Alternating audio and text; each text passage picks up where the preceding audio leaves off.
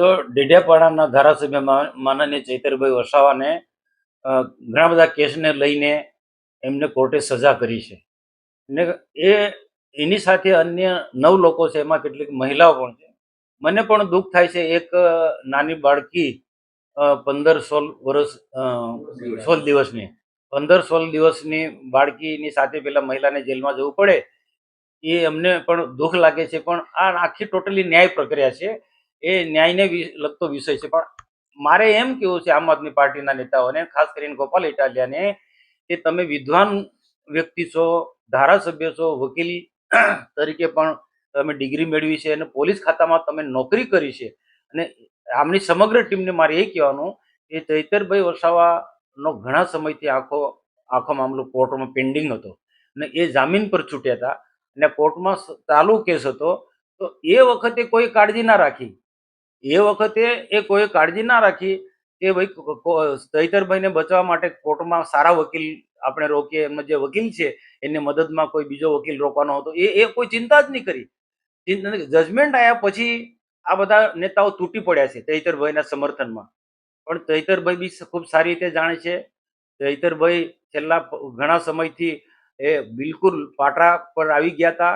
સરકારની પણ પ્રશંસા કરવા લાગ્યા.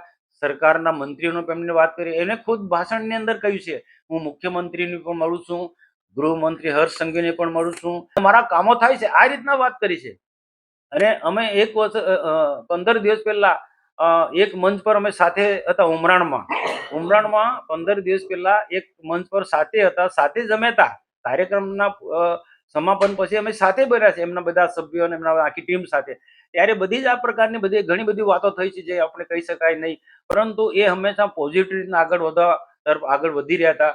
પણ આ જજમેન્ટ આવ્યા પછી, કોર્ટનું જજમેન્ટ આવ્યા પછી, આ બધા નેતાઓ રાજકીય પ્રસિદ્ધિ મેળવવા માટે ચૈતરભાઈના નામે આમ આદમી પાર્ટીનો વ્યાપ વધારાના બધા નાટક કર્યા, સ્ટન્ટ કરી રહ્યા છે. બાકી ખરેખર ચૈતરભાઈ માટે એમને લાગણી હતી, ચૈતરભાઈને એને બચાવવો હતો.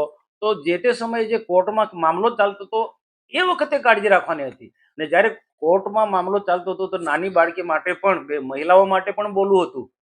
મને દુઃખ છે કે નાની બાળકી સાથે જેલમાં જવું એ બહુ મુશ્કેલ કામ છે, અઘરું કામ છે. મારો તો સીધો આક્ષેપ છે કે સમય પર તમે જોજો, ચૈતરભાઈ મુશ્કેલીમાં હોય તે વખતે આમ આદમી પાર્ટીના ક્યારેય આવ્યા નથી.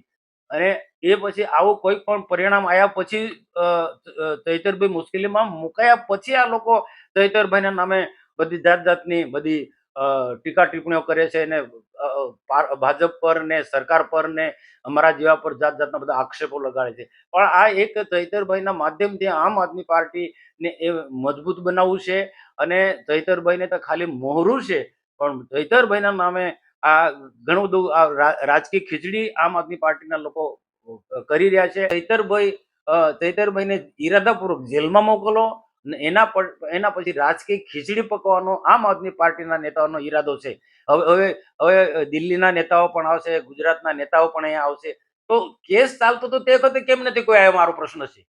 હવે બધા તમે આવશો, કેજરીવાલ પણ આવશે, ગોપાલ ઇટાલિયા પણ આવશે, ઈશુદાન ગઢવી બી આવશે, બધા જ મોટા મોટા વિદ્વાનો આવશે. હવે ચૈતરભાઈના માટે કેસ લડવા માટે દિલ્હીથી 2 વિદ્વાન વકીલો અને ગુજરાતના વિદ્વાન 8 વકીલો.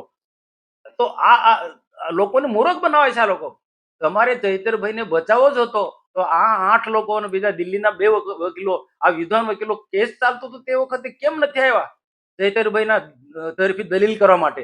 અથવા તો એમનો જે વકીલ હતો એમને ગાઈડ કરવા માટે બી આવવું જોઈએ ને. પણ આ પ્રજાને મૂર્ખ બનાવે છે, ચૈતરભાઈનો ખાલી ઉપયોગ કરે છે.